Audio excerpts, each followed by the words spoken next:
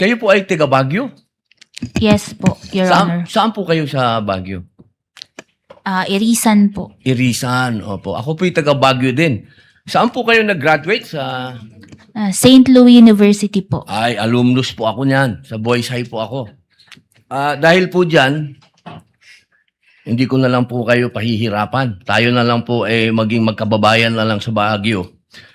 Gusto ko lamang pong magbigay ng impormasyon na lang sa inyo. Opo, kasi naririnig ko yung pag-uusap nyo ng prosecution at ng defense tungkol doon sa success ng confidential fund. Ako po ay may mga ibibigay na information sa inyo.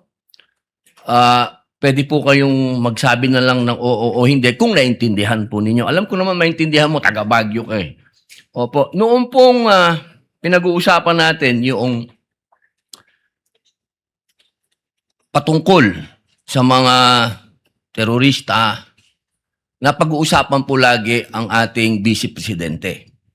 Ang ating pong Vice Presidente magmula 2016 hanggang 2022, siya po ay naging mayor. Alam niyo po ba yon?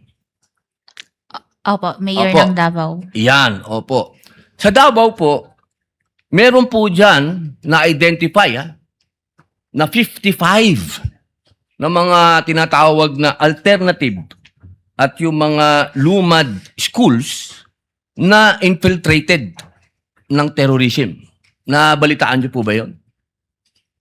Hindi po ako hindi ko po gaanong napakinggan po yun. Hindi po ako aware doon. Opo.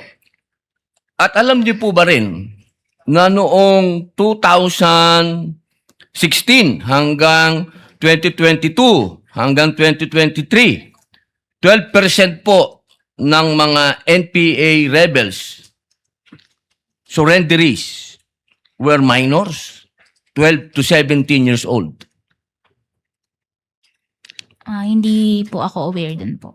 Maubos na po yung aking second round na lang po ako. Salamat, kabayan.